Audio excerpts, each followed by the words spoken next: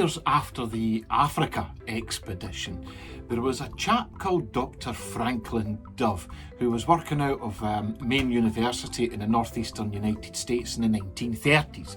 Now, this chap was a biologist who, well, he also liked to dip more than his big toe into anthropology and history.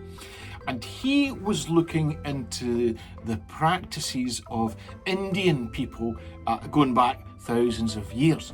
And what he discovered is that, well, some folk back then, they used to do something, well, quite barbaric to their animals.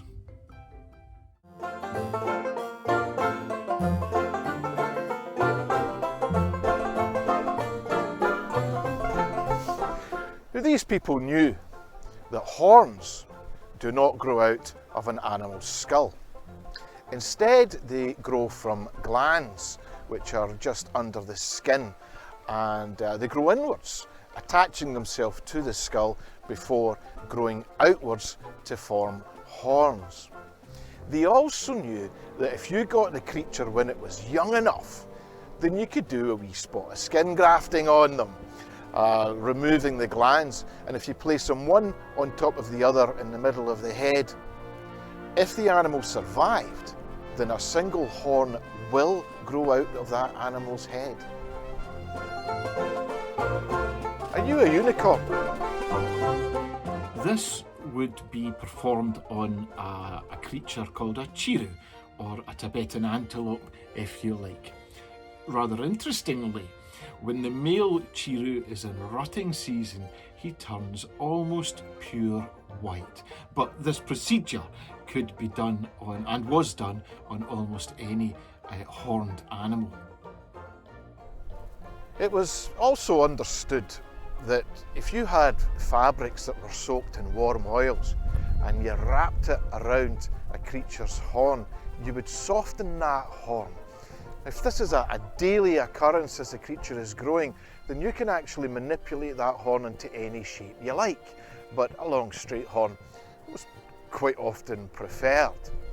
It takes an awful long time and a lot of daily effort to produce such a male beast with a long straight horn, and once you put that creature back into the herd of animals of its type, something strange happened.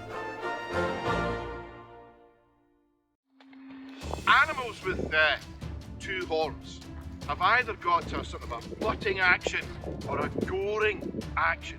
But when you suddenly have an animal in amongst the herd with a single horn, it's a bit like having a superpower weapon amongst the herd. Instead of having the goring actions, then you've suddenly got an impaling action, and none of the males will dare fight you. See what I mean? It also has a rather lovely effect on all the ladies of the herd. Of course, you're now the instant boss, which means all the ladies absolutely love you. Almost as if this horn has a magical effect on the animal's prowess. You're crazy.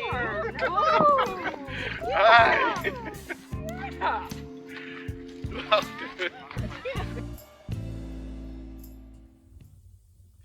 once fully grown, the animal would then be gifted by the shepherd or the herdsman to their own tribal chief or leader of a great region.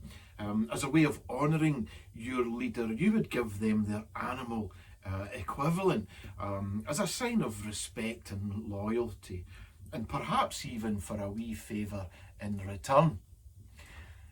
The last time a unicorn was ever made in such a fashion, Dr. Dove did it himself in the 1930s, and he did it to a small bull.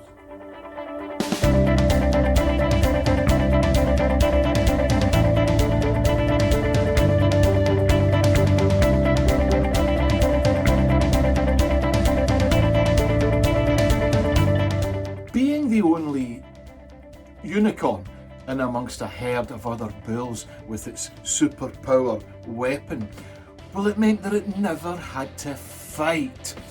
And this actually changed the nature of this fierce beast into an incredibly docile and clever one. In fact, he would regularly use his horn to prise apart the fencing, and he would escape and go strutting his fine stuff down the local main street without attacking a thing, just showing his fine self off.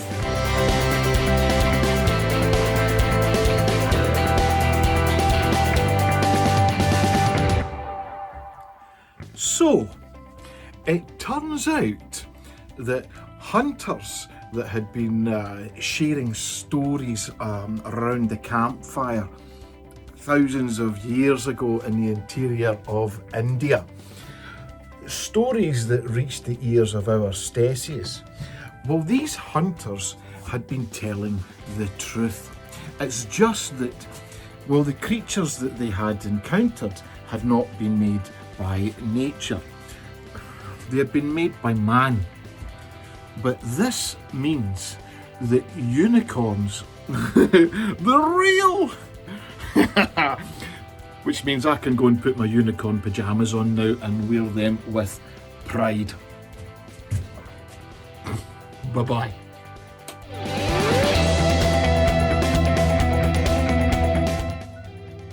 You still here?